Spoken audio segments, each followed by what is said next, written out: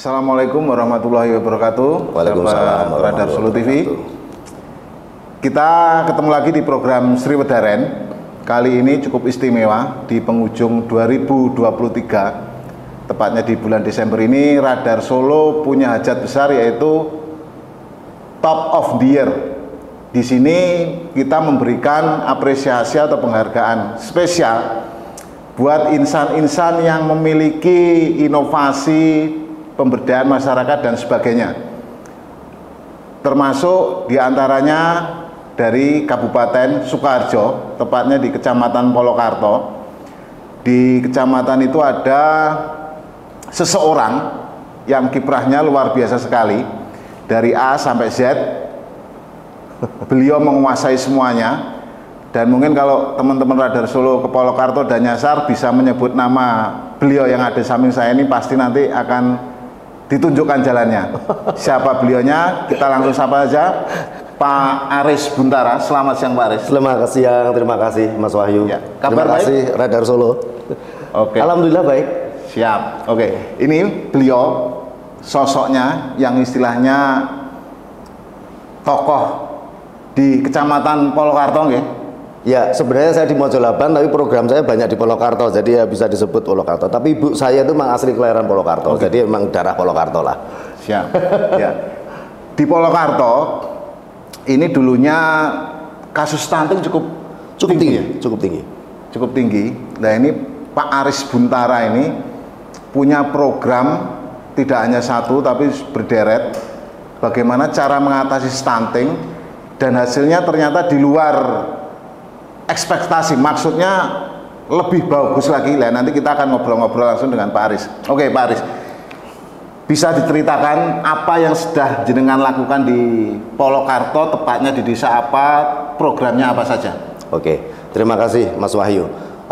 Sebelumnya saya akan memperkenalkan dulu dengan yayasan saya, boleh ya? Yayasan saya itu namanya Bumi Tunas Hijau, atau bisa disingkat menjadi Yayasan Butuh. Jadi memang kebutuhan masyarakat banyak, makanya yayasannya disingkatannya Butuh begitu ya. Kenapa Butuh itu kita mengambil untuk pengatasan program stunting? Kita mengambil itu karena memang kita tahu bahwa Polokarto, khususnya Kecamatan Polokarto itu memang menempati posisi stunting paling tinggi itu di Jawa Tengah itu. Nah, itulah yang menjadi keprihatinan kita. Satu yang paling menjadi keprihatinan kita itu, Polokarto itu adalah suatu desa sumber pangan. Di situ peternakan ayam banyak, perikanan juga ada. Lah kok ada stunting banyak? Ini kan seperti apa ya? Seperti tikus mati di apa itu, di gudangan begitu. Ironi gitu ya, Pak? Ironi sekali. Nah, akhirnya kami mengambil program stunting itu. Kita mengajukan CSR dari PLN dan disetujui oleh PLN, makanya kita bikin program stunting di Polokarto. Polokarto itu ada 17 desa. Ada 17 desa yang setiap desa itu ada angka stuntingnya. Dari 17 itu kami mengambil 6 desa yang paling tinggi dari data puskesmas yang kami peroleh, puskesmas Polokarto yang kami peroleh. Nah, dari 6 desa itulah yang program kita laksanakan di situ. 6 desa itu Meranggen, Polokarto, kemudian Kemasan, kemudian Bulu, dan satu lagi kok jadi lupa ya saya. Bulu, Polokarto, Meranggen, Kemasan, dan lain-lain pokoknya. Dan lain-lain. Ada nama bisa. Ya gitu. Nanti mungkin ingat ya, lagi. Ya, betul. Okay. Oh iya, Jatisobo. Jatisobo. Iya, Jatisobo. Sama Bakalan. Nah, ketemu sekarang. Ya, itu. Okay.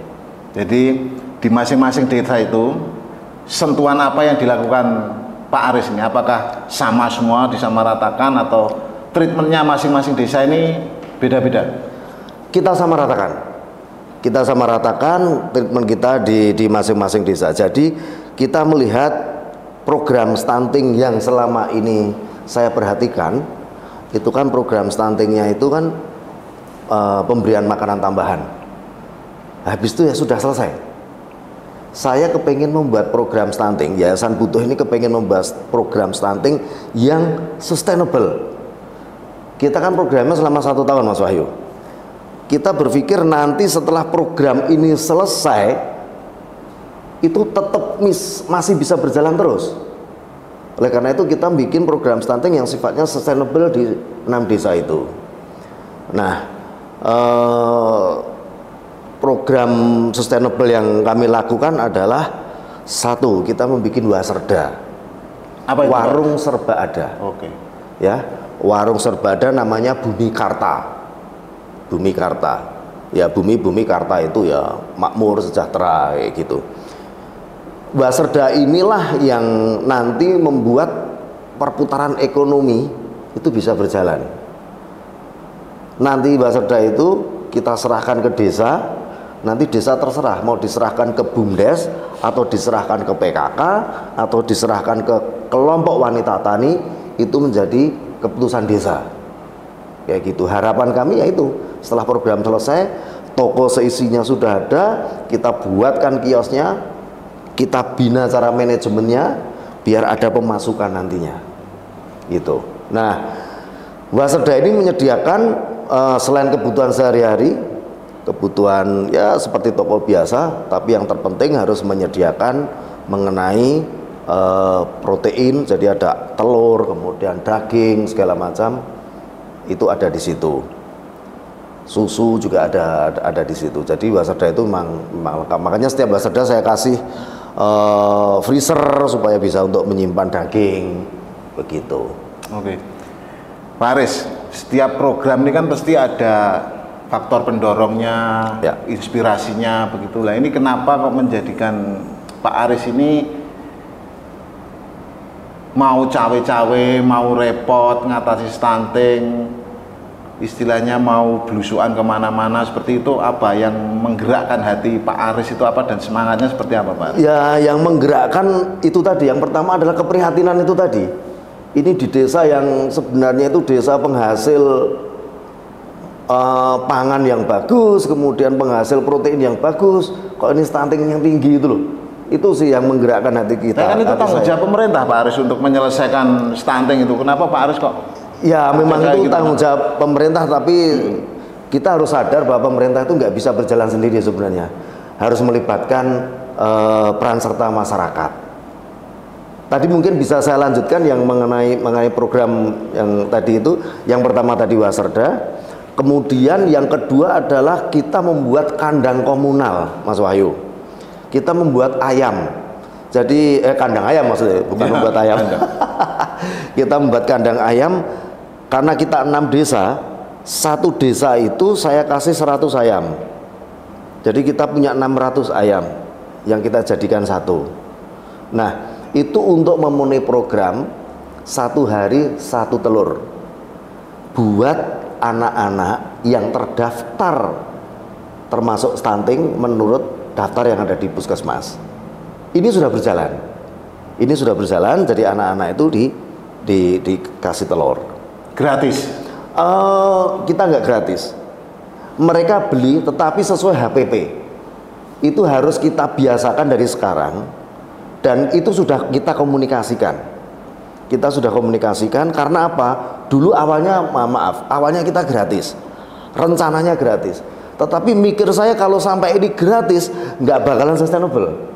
Begitu nanti saya selesai program, kulino gratis, terbiasa gratis, kok ini beli.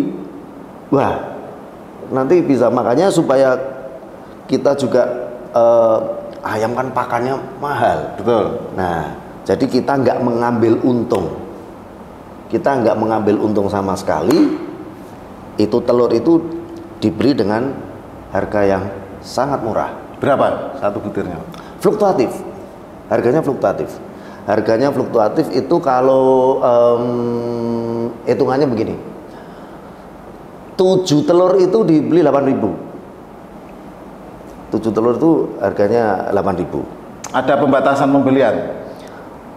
Khusus untuk yang anak kena program stunting ada pembatasan pembelian karena kan itu program 1 hari 1 telur. Jadi kami membuat relawan, Mas. Kita membuat relawan tiap desa itu 1, khusus Meranggen 2, sama koordinator relawan 1. Nah itu yang untuk memastikan program kita itu jalan. Mereka yang mendistribusikan telur-telur ke keluarga-keluarga yang sudah terdaftar di puskesmas. Berarti yang di masyarakat istilahnya tidak ada anaknya stunting nggak boleh beli itu Pak ya? Kalau yang nggak ada anak stuntingnya kan belinya itu di Waserda, itu harga komersial biasa. Tapi khusus buat anak stunting itu belinya ya HPP itu tadi, harga pokok produksi. Kalau yang umum belinya secara komersial biasa. Toh itu keuntungannya masuk Waserda juga, bukan ke saya.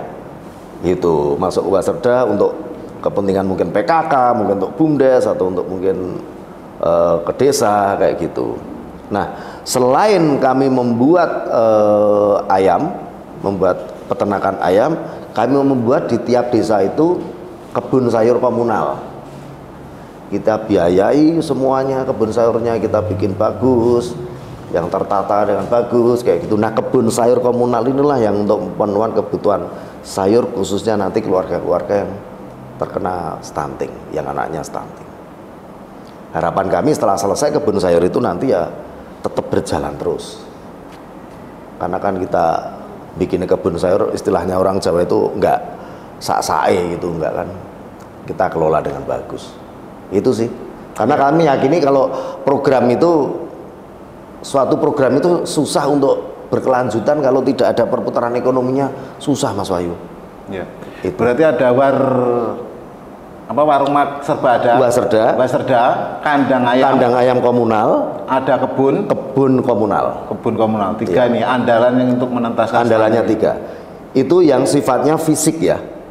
Yang sifatnya fisik. Yang sifatnya tidak fisik adalah pelatihan-pelatihan. Mereka dikasih pelatihan pengetahuan tentang gizi.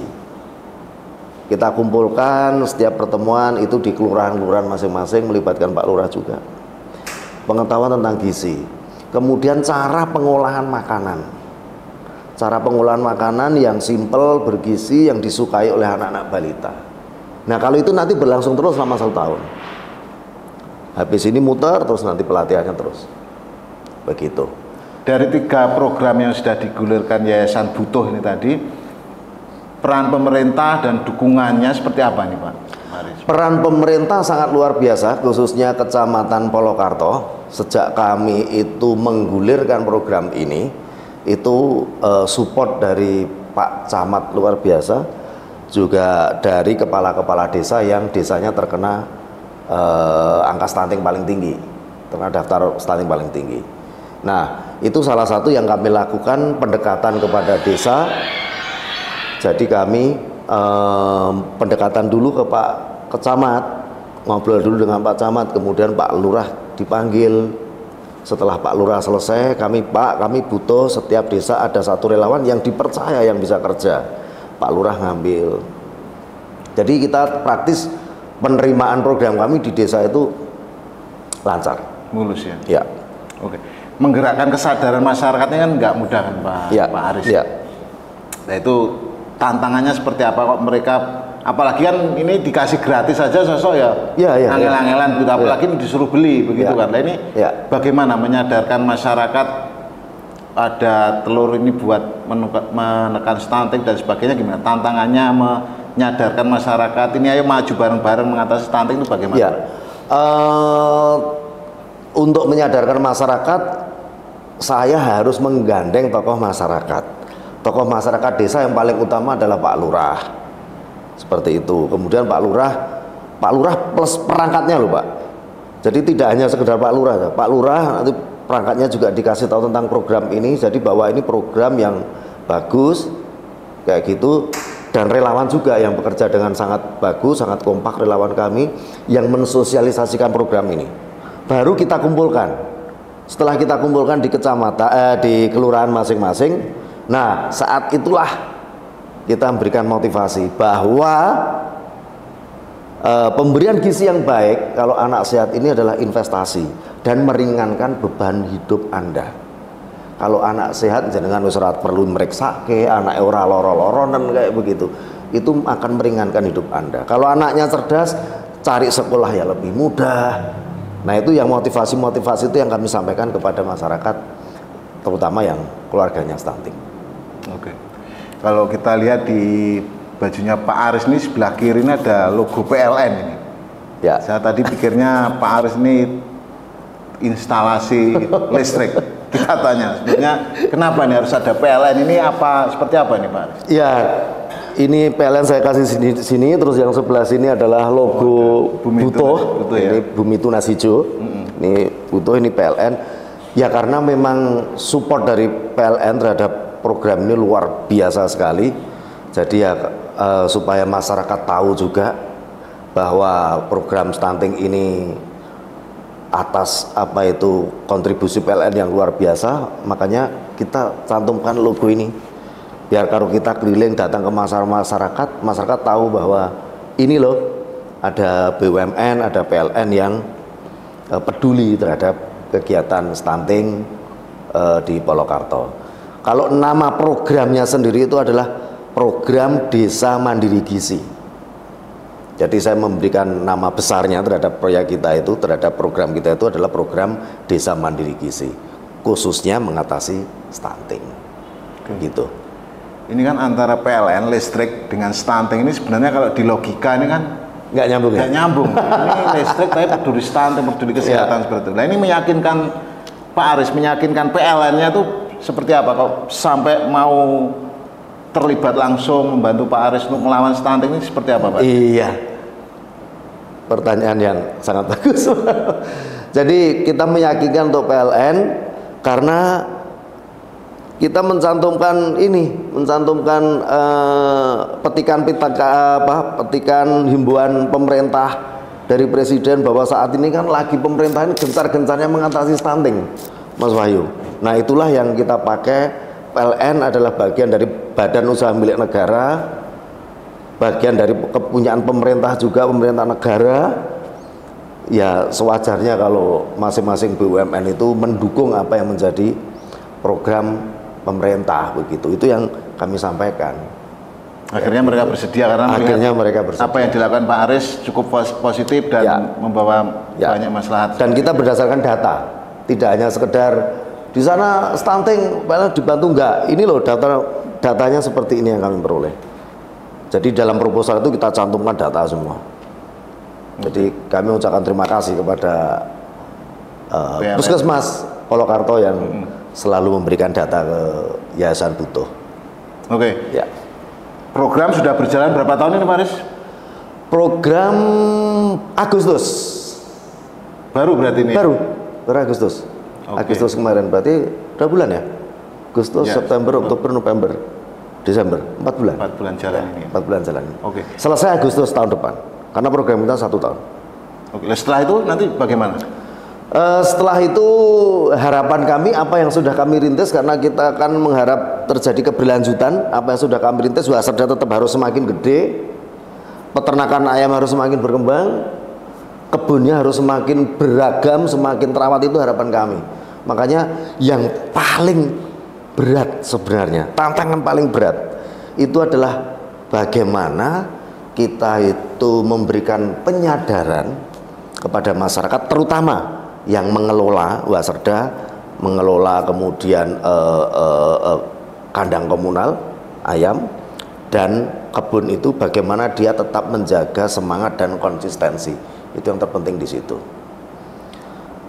Dan syaratnya untuk konsisten dan semangat itu tidak lain adalah perputaran ekonomi harus jalan. Kalau enggak, enggak ada detail, cuma capek tok itu kan. Kerja bakti gitu. Kerja bakti gitu pasti enggak bertahan lama itu, Mas Wahyu. Seperti itu ya. Iya. Oke. Nah ini satu yang penting ini Pak Aris, terkait regenerasi. Kan nggak mungkin ini Pak Aris selamanya di situ terus, mesti harus ada regenerasi. Nah ini sudah terpikirkan belum untuk regenerasi kedepannya kalau Pak Aris nanti suatu saat pensiun ini, misalnya pensiun lah, ini programnya kan mangkrak berarti nanti. Ini regenerasinya nanti seperti apa ini Pak Aris? Iya, regenerasi ya. Ya. Saya malah baru tahu Mas Wahyu Tyson, aku belum pikir regenerasi ya. Ini harus dipikirkan loh Pak Aris. Ya, terima kasih. Okay. Karena memang selama ini program itu ada di otak saya sih, meskipun ya ada timnya juga. Tapi yayasan butuh kan ada yang muda-muda, ada yang muda-muda yang bisa untuk transfer pikiran saya. Mereka yang lebih pintar sebenarnya mengenai IT-nya, lebih pintar kayak gitu. Kalau saya kan wong kuno ya, jadi ya cuman ada di otak aja, jadi disimpan di otak gitu. Oke. Ya. Terus ini pesannya nih Pak Aris agar program ini dapat dinikmati berkelanjutan tadi seperti apa, terus himbauan kepada pihak-pihak lain, mungkin nanti dari sini selain PLN mungkin ada nanti BUMN yang lain mungkin tertarik dengan program Pak Aris bisa ikut membantu seperti itu, monggo seperti apa? Oke, terima kasih Mas Wahyu. Pesan saya buat masyarakat Polokarto, khususnya 6 desa yang terkena ada program stunting dari Yayasan Butuh. Satu yang perlu dijaga adalah kekompakan. Jadi kita sudah bikin wasrda, kita sudah bikin kandang komunal, kemudian kita sudah bikin kandang kebun sayur komunal. Tolong, itu biayanya tidak sedikit. Jadi gimana itu dijaga harus semakin berkembang. Percayalah, kalau punya tekad dan konsisten pasti akan semakin berkembang. Tokonya semakin gede, kebunnya semakin bagus, ayamnya semakin banyak, dan tentunya harapan kami sangat membantu ekonomi masyarakat, karena sayur mereka nggak perlu beli, cukup ambil sendiri, nggak perlu belanja. Harapan kami nanti program stunting di 6 desa itu akan sangat turun kalau bisa nol. Jaga kekompakan dan konsistensi gitu. Dan untuk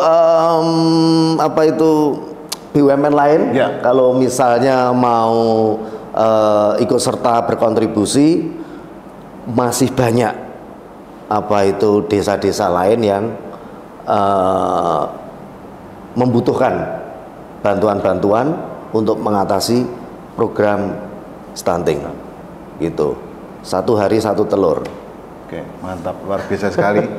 Kiprah Pak Aris ini kita membutuhkan tidak hanya Pak Aris Buntara, mungkin Pak Aris Buntara 1, Aris Buntara 2 sampai banyak. Karena memang stunting ini menjadi pekerjaan rumah tidak hanya di tingkat kabupaten kota tapi juga nasional ya Pak Aris ya. Seperti itu. Ya. Demikian sahabat Radar Solo TV, ngobrol-ngobrol kita dengan Pak Aris Buntara yang ternyata hobi masak. Hobi masak ya Pak Aris? Iya, jadi kan ada sosial pelatihan kan, ada pelatihan masak kan bagi ibu-ibu itu.